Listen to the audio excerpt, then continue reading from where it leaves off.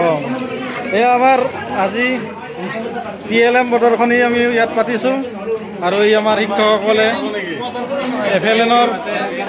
FLNৰ TLM বোৰ এনেকৈ ধুনীয়াকৈ সজাই আনিছে এই TLM মেলাত।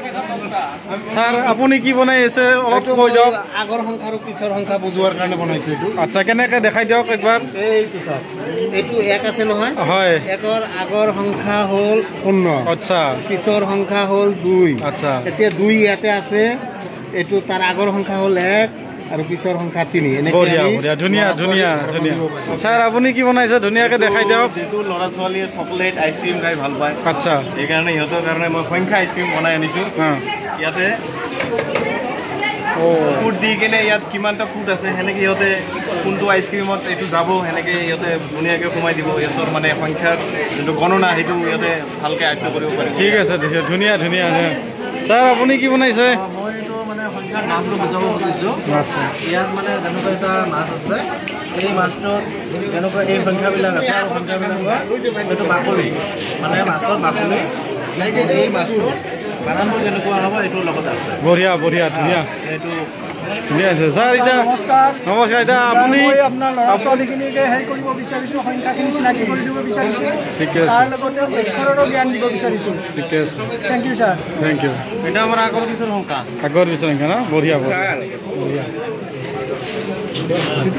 স্যাৰ আপুনি আনিছে? স্যাৰ আপুনি প্ৰথমতে TLM মানে কি কওকচোন। TLM টিচিং লাৰ্ণিং মেটেৰিয়েলছ হয় আৰু ইয়াতে চাওক কি আছে। আমি ইয়াতে 1 বুলিলে আমি মানে কেইটা মানে বিন্দু দি আচ্ছা আচ্ছা দেখাব পাৰোঁ। ঠিকে আছে 1 বঢ়িয়া বঢ়িয়া ধুনীয়া হৈছে।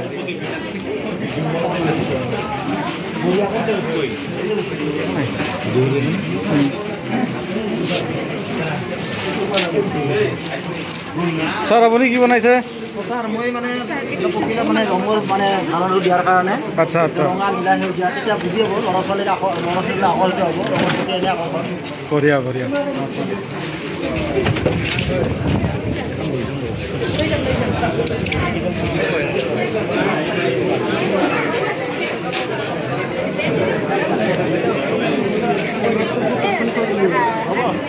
সবাই খানা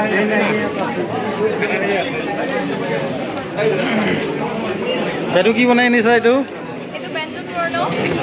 আচ্ছা ধুনীয়া।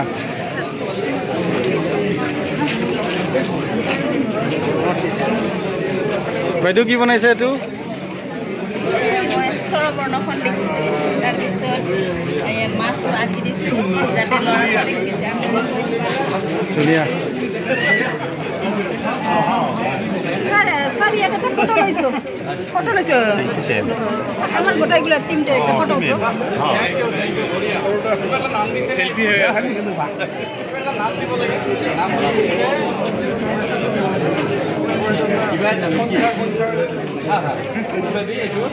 নামটা লিখি দিব। অসমীয়া সংখ্যা ধাৰণা কাম কৰিব পাৰা যাতে আপোনাৰ